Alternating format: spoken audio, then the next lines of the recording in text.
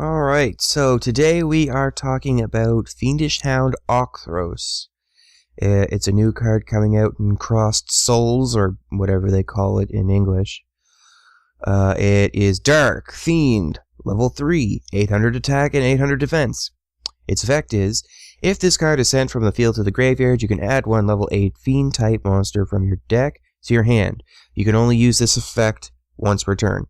It has a lot of potential. I view it as a very, very, very watered-down version of Sangan, which obviously was so good that they banned it.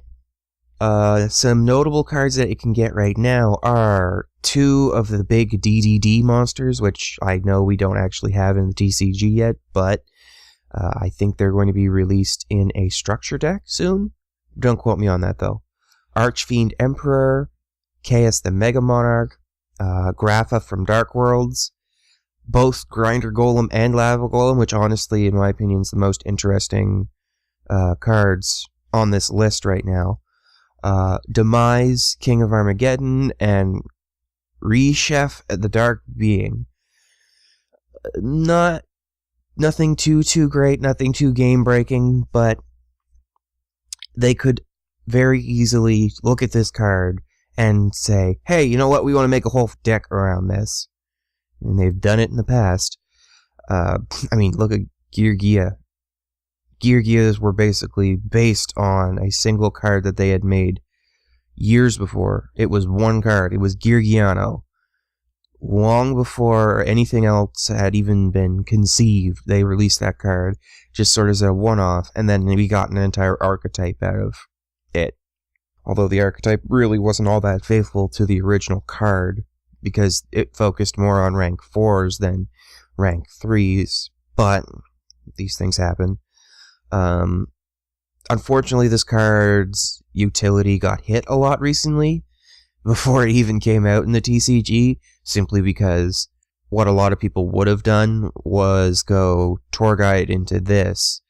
They wouldn't XYZ with it, obviously, because you wouldn't get its effect, because it's not technically on the field when it's an XYZ material.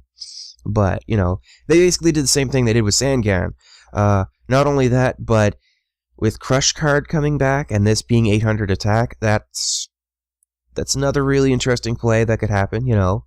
You're going -2, your opponent's going minus whatever, but then you get a card from Fiendish Hound or Octhros, so you're technically only going -1 at that point.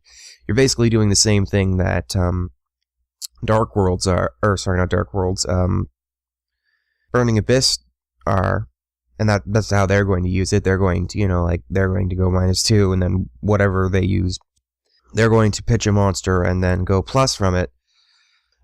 So yeah, like I said, it's got a lot of potential.